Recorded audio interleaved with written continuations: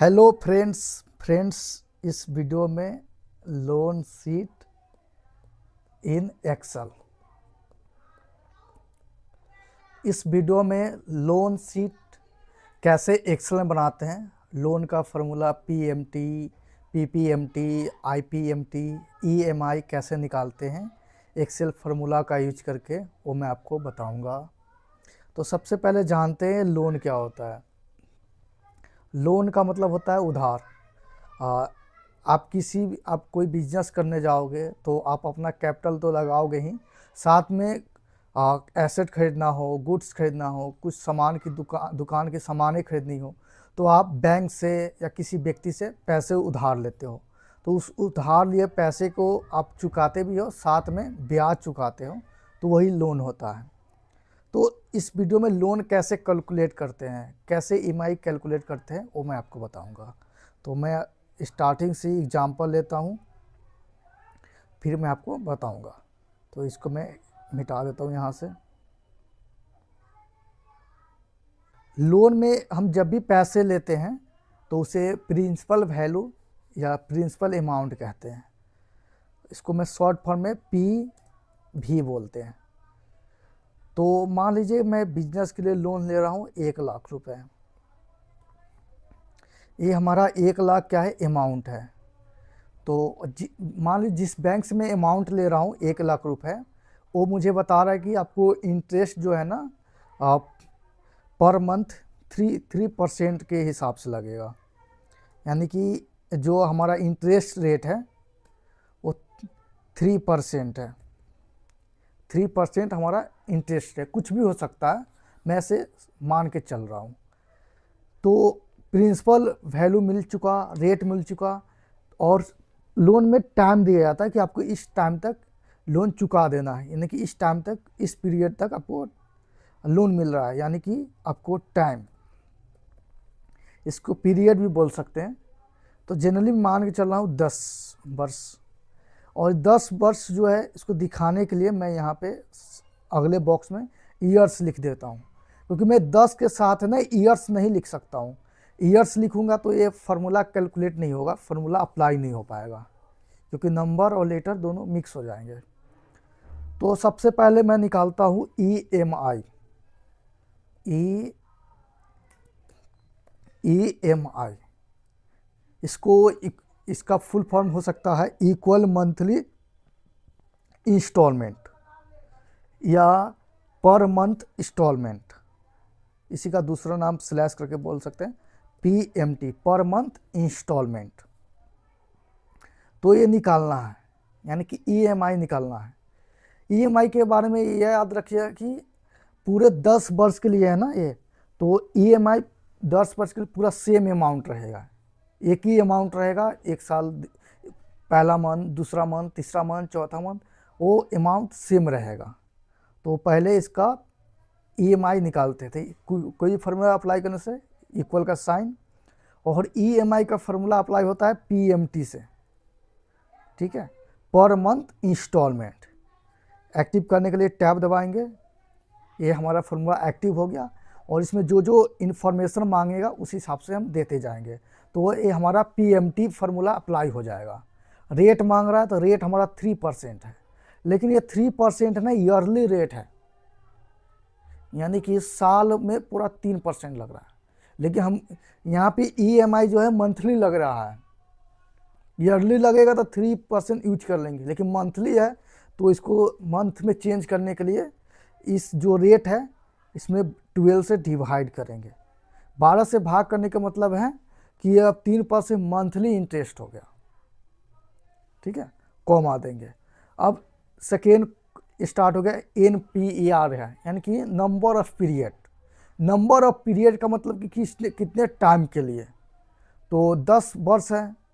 तो देखिए यहाँ पे ईएमआई मंथली निकाल रहे हैं, टाइम दिया हुआ है 10 ईयर्स, तो इस 10 ईयर्स को हमको मंथली कैलकुलेट करना होगा, तो 12 से मल्टीप्लाई कर देंगे। वो ईएमआई जो है किस बेसिस पे लग रहा है, मंथली लग रहा है, ईयरली लग रहा है, हाफली लग रहा है, वीकली लग रहा है, उस हिसाब से हम लोग यहाँ पे डिवाइड करेंगे, चेंज करेंगे। वीकली लगता तो 52 से मल्टीप्लाई करते या 52 से डिवाइड करते ऐसा। ओके, नंबर ऑफ पीरियड हो गया। अब कह रहा है प्रिंसिपल वैल्यू, तो प्रिंसिपल वैल्यू हमारा 1,00,000 है। फिर इसके बाद है FV लिखा हुआ है, फ्यूचर वैल्यू, यानी कि EMI क्या महीने के लास्ट में देना है कि स्टार्टिंग में देना है। जनरली बैंक वाले जो EMI लगाते हैं वो महीना के लास्ट में होता है। लास्ट का मतलब है कि जैसे अभी पैसा ले लिया हूँ तो अभी नहीं मुझे EMI देना है, बल्कि महीने की आखिरी में देना है। तो उसके लिए यहाँ पे 0 एक्टिव कर सकता हूँ, और 0 नहीं लगाएंगे, सीधे ब्रैकेट बंद करेंगे तो हमारा सिस्टम 0 ही उठाएगा, और महीने के स्टार्ट में है तो 1 करेंगे। ओके, तो मैं इंटर करता हूँ, ये हमारा निकल गया EMI PMT। ये अभी डॉलर के रूप में है तो इसको मैं चेंज कर दूंगा, नॉर्मल कर दूंगा, तो ये हमारा क्या निकल गया, ये हमारा EMI निकल के आ गया। लेकिन ये माइनस इसलिए है क्योंकि EMI हमारे अकाउंट से पैसे जा रहा है, इसलिए इसको माइनस में दिखाया है। आपको यहाँ पे जो फॉर्मूला लगा है PMT, उसके पहले माइनस लगा दोगे तो ये माइनस हट जाएगा। ठीक है, ये माइनस हट गया, यानी कि 965.6074 ये हमारा EMI निकल कर आ गया। ये EMI में हमारा इंटरेस्ट भी इंक्लूड है और प्रिंसिपल वैल्यू का कुछ अमाउंट भी इंक्लूड है। यानी कि EMI इक्वल क्या होता है, EMI इक्वल होता है IPMT प्लस PPMT, principal per monthly principal per month instalment, interest per month instalment. Okay, इसको मैं थोड़ा बड़ा कर दूं।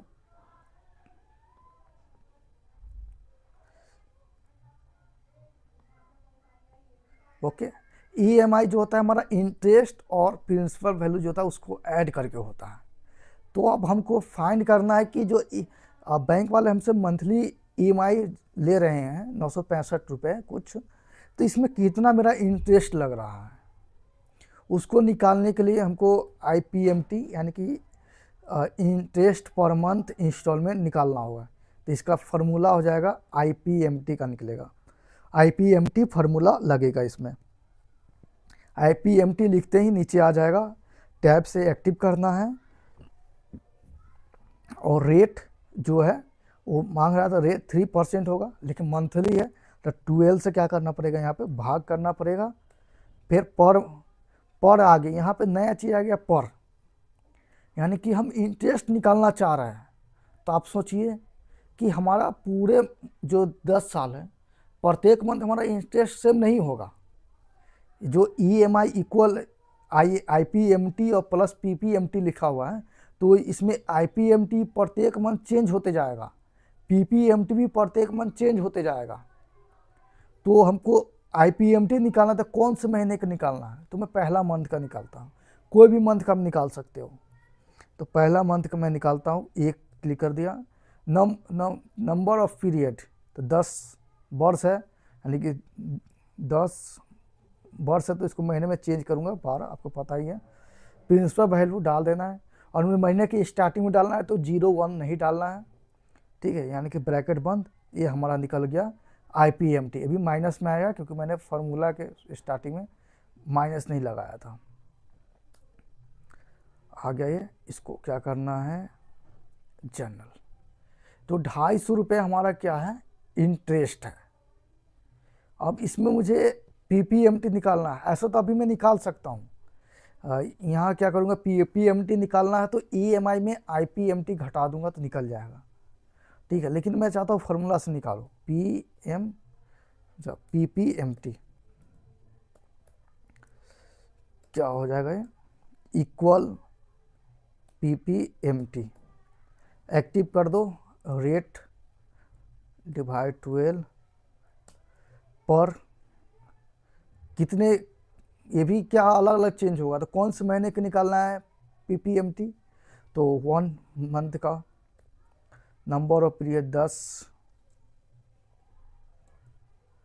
प्रिंसिपल वैल्यू 1 लाख, ब्रैकेट बंद हो गया, ये हमारा आ गया। इसमें भी माइनस आएगा क्योंकि मैंने स्टार्टिंग में माइनस नहीं डाला हूँ। इसको भी यहाँ से करेंसी चेंज कर दो, डॉलर में अभी है। तो ये हमारा निकल गया IPMT PPMT, ये दोनों को ऐड करेंगे तो ये आएगा। करके देखते हैं, यहाँ पर लिखते हैं ना प्लस ए प्लस, देखता हूँ इक्वल आ रहा है। देखिए इक्वल आ रहा है, यानी कि ये फार्मूला काम कर रहा है। तो इस तरह हम क्या कर सकते हैं, EMI निकाल सकते हैं और इसमें ये बता सकते हैं कि इसमें हमारा 250 इंटरेस्ट है और 715 हमारा क्या है, प्रिंसिपल वैल्यू है। तो ये तो रहा हमारा एक एक मंथ का। मैं चाह रहा हूँ कि पूरे मंथ, यानी कि 10 साल है ना, तो 10 साल में कितने महीने होंगे, 110 गुने 12, 120 महीने होंगे। तो 120 महीने का निकालना है हमको। वो कैसे निकालेंगे, तो यहाँ पे लिख देते EMI डैश, और यहाँ पे लिख देते हैं IPMT, और यहाँ पे लिखते हैं PPMT, और यहाँ पे लिख देते हैं मंथ। ठीक है, मंथ में 1 मंथ, 2 मंथ, इस तरह हमको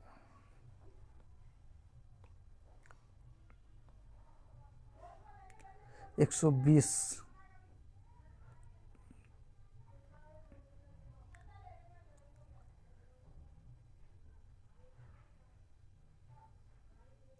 120 मंथ तक हमको निकालना है। ठीक है, तो EMI जो है हर एक मंथ सेम ही रहेगा। तो क्या करते हैं, EMI का फार्मूला लगाते हैं, PPMT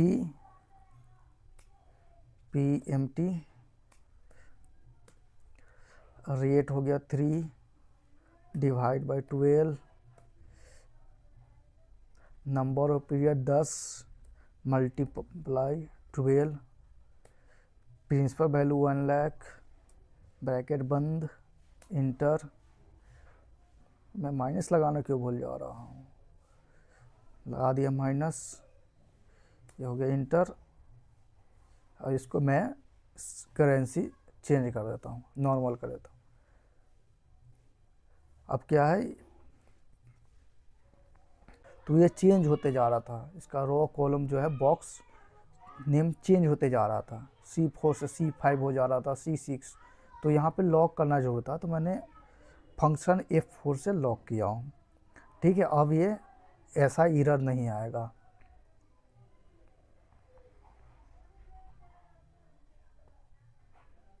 ओके, अब मैं यहाँ पे क्या करता हूँ, IPMT का फार्मूला लगाता हूँ।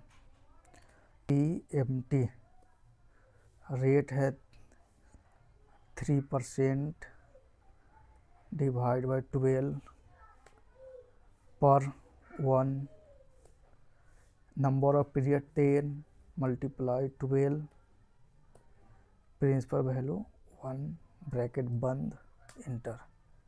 ये आ गया। यहाँ पे मुझे माइनस लगा देने हैं और इंटर कर देने हैं, डॉलर यहाँ पे चेंज कर देना है, ये आ गया। अब क्या करना है, इसमें ना मुझे कुछ लॉक करना है, function F4 lock, C6 lock, C4 lock, lock हो गया। करेंसी चेंज करना है। अब क्या है कि इंटरेस्ट जो है ना हमारा प्रत्येक मंथ अलग अलग आना चाहिए, तो मैं इसको नीचे स्क्रॉल करते जाता हूँ।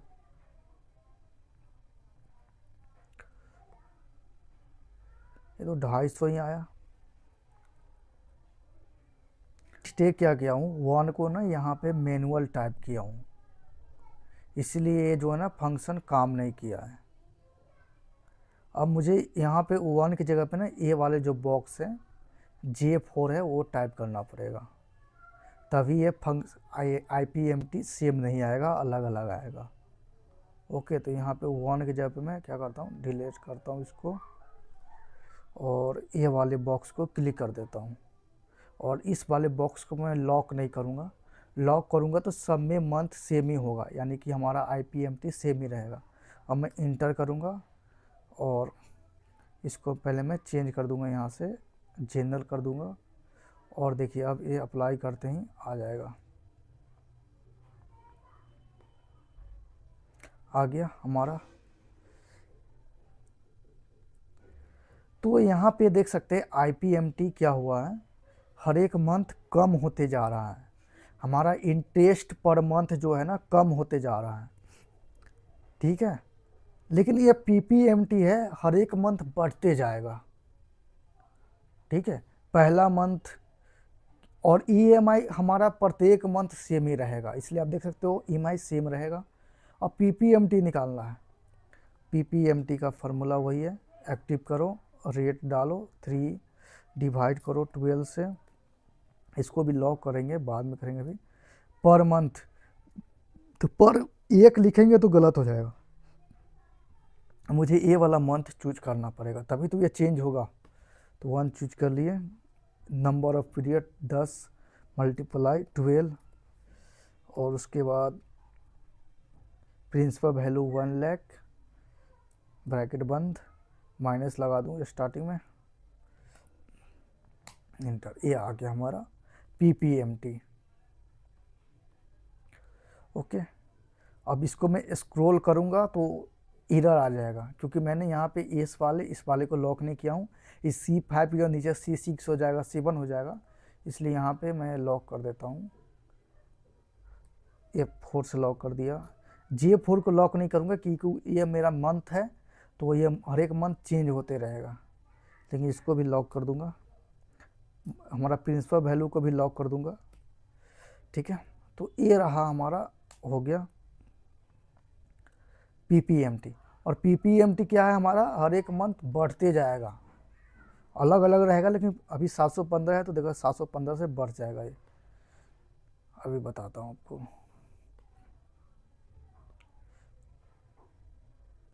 ठीक है, 120।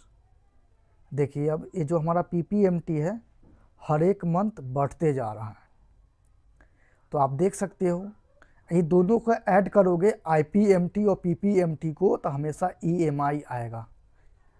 तो आप अगर बैंक से लोन लेते हो 1 लाख रुपए 3% इंटरेस्ट पे, टाइम 10 ईयर्स के लिए, तो प्रत्येक मंथ आपको 965.6074 जमा करना पड़ेगा। तो आपको देखना होगा कि इसमें मेरा कितना इंस्टॉलमेंट है, मतलब कि कितना इंटरेस्ट है और कितना मेरा प्रिंसिपल है। तो पहला मंथ में आपको 250 इसमें इंटरेस्ट लग रहा है और इतना आपका प्रिंसिपल अमाउंट कम हो रहा है। फिर दूसरे मंथ इंटरेस्ट कम हो रहा है और इतना आपको पर अमाउंट जो है वो आपके इसमें से कम हो रहा है, ठीक है।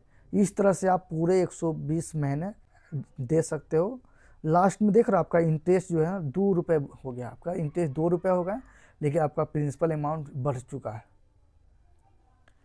ठीक है। इस तरह आप क्या कर सकते हो, बैंक से IPMT निकाल सकते हो। आपके इंटरव्यू में क्वेश्चन भी आ सकते हैं बहुत तरह तरह के। कभी कभी क्या हुआ कि EMI दे देगा, EMI दे देगा 965.6074, ठीक है। अब क्या है कि आपको रेट निकालिए, इस 4 दे, एक PV, रेट, टाइम और EMI 4 रहेगा, तो इसमें से कोई एक ठो नहीं दिया रहेगा। जैसे टाइम नहीं दिया रहेगा तो आपको निकालना पड़ेगा टाइम कितने वर्ष के लिए है, रेट निकालना पड़ेगा, प्रिंसिपल वैल्यू निकालना पड़ेगा। तो 4 में से कोई एक दे देगा, निकालना है तो निकाल दिए। और EMI दे देगा, PPMT दे देगा, तो कहेगा IPMT निकालो, इस तरह से, यानी कि इसका यूज करके आपको निकालने के लिए दिया जाएगा। और यहाँ पे मैंने मैनुअल आप कर सकते हो, मैनुअल के लिए आपको कंपाउंड इंटरेस्ट जो है वो लगता है, मतलब उसका फार्मूला अप्लाई होता है, लॉग का स्क्वायर जो है वो रूल लगता है, तो बहुत लेंदी होता है, आसानी से निकाल भी नहीं कर पाओगे, ठीक है। इसलिए एक्सेल का फार्मूला यूज करोगे। एक्सेल फार्मूला यूज है कि एक बार ये सिस्टम पे बैठ गया ना, तो अगर इस मेन जो डाटा में चेंजिंग भी करोगे, मान लो कि आप फिर लोन लेते हो, इस बार आप 1 लाख की जगह पे 2 लाख लोन लेते हो, क्या करते हो, 2 लाख लोन लेते हो, तो इस बार देखना कि सारा आपका कितना ईएमआई जमा करना पड़ेगा, 1931 रुपये ईएमआई जमा करना पड़ेगा, 500 इंटरेस्ट होगा और पीपीएमटी ऐसे चेंज हो जाएगा। यानी कि ये सिस्टम फार्मूला पे फिट हो चुका है। यहाँ चेंज करूँगा तो यहाँ भी चेंज हो जाएगा। ठीक है, अब 10 वर्ष की जगह पे आप क्या करोगे, 1 साल कर दोगे, तो देखो क्या सिस्टम में चेंज हो रहा है। 1 साल करते ही ये अमाउंट बढ़ गया कि आपको भी इतना ईएमआई जमा करना पड़ेगा। इंटरेस्ट रेट है 10% कर दूँ तो ये क्या है और ज़्यादा बढ़ जाएगा। तो ये सिस्टम बैठ चुका है। ये रहा हमारा लोन शीट।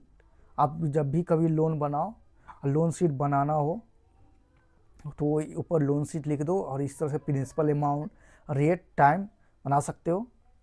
और ये रहा लोन शीट। आपसे आप कहीं पे काम करोगे तो आपका सुपरवाइजर मैनेजर है, पूछ सकता है कि भाई इस लोन शीट का हमको 15 महीने का, ये 15 महीने में क्या इंटरेस्ट पड़ रहा है। अब देखो ये 1 साल डालने पे इसलिए आ रहा था क्योंकि 1 साल में 12 महीने होते हैं, तो 1 साल में मतलब कि जैसे मैंने यहाँ पे 1 डाला हूँ ना, ठीक है, तो यहाँ पे देखो 13 के बाद सब खत्म हो गया। इसलिए ख़त्म हो गया क्योंकि 1 साल में 12 महीने होते हैं, तो 12 महीने तक कहीं तो ईएमआई निकलेगा, इंटरेस्ट निकलेगा, प्रिंसिपल वैल्यू निकलेगा, इसलिए एरर आ रहा था एनयूएम। ठीक है, तो इसको मैं 10 साल कर दूँ तो कोई दिक्कत नहीं है। अब देखो आपसे मैनेजर ना पूछ देगा कि भाई 15 महीने में कितना इंटरेस्ट बना, तो आप ये बता सकते हो। कितना प्रिंसिपल वैल्यू बना आप बता सकते हो। ठीक है, और मान लो कि आपने 2 लाख जो है अमाउंट लिए हो और आपको 15वें मंथ बाद क्या करते हो आप, 50,000 दे देते हो, डाउन पेमेंट करते हो 50,000, तो क्या होगा 50,000 में से आपको ना ये ऐड हो जाएंगे 50,000, 15 मंथ का जो है ये और ये ऐड होकर घट जाएंगे। मैं आपको कैलकुलेट करके बताता हूँ। जैसे आप 15 महीने में 50,000 दे रहे हो, 50,000 दे रहा हूँ समझो। ठीक है, ये 15 मंथ के लिए।